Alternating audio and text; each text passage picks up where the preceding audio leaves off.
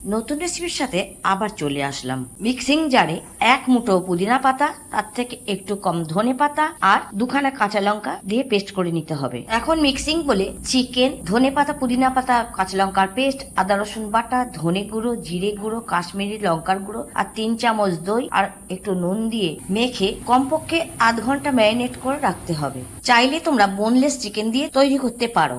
30 minute পর সাদা তেল 1 টেবিল চামচ, বাটার 1 টেবিল চামচ দিয়ে সাজিয়ে এলাচ, লবঙ্গ, দারচিনি আর তেজপাতা ফোড়ন দিয়ে ভালো করে ভেজে নিতে হবে। দুটো মিডিয়াম সাইজের পেঁয়াজ কুচি দিয়ে হালকা করে ভেজে নিতে হবে।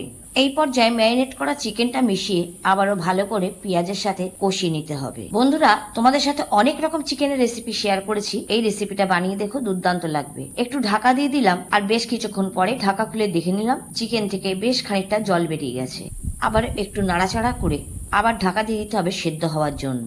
এবারে ঢাকা খুলে দেখে নিলাম সেদ্ধ হয়ে গেছে। নুন আর সামরিচ গুঁড়ো এই পর্যায়ে আবার মিশিয়ে দিলাম। চিকেন ম্যারিনেট করার সময় নুন আমি সামান্যই দিয়েছিলাম, তাই জন্য আবার নুন মেশাতে হলো। পরিমাণ মতো চিনি আর গরম মশলা গুঁড়ো দিয়ে আবারও ভালো করে মিশিয়ে নিলাম চিকেনের সাথে। একদম শেষ পর্যায়ে এসে গেছি। ভেজে রাখা কাসুরি মেথি গুঁড়ো ছড়িয়ে দিয়ে নামিয়ে দিলাম আজকের রেসিপি পুদিনা চিকেন। রেসিপিটা ভালো লাগলে কি করতে হবে সেটা আগে থেকেই বলে দিয়েছি। লাইক, শেয়ার, কমেন্ট করতে ভুলো না। চ্যানেলটিকে সাবস্ক্রাইব করে পাশে থেকো আর বেল নোটিফিকেশনটা অল করে রাখবে, যাতে আমার রেসিপি সবার আগে পৌঁছায়।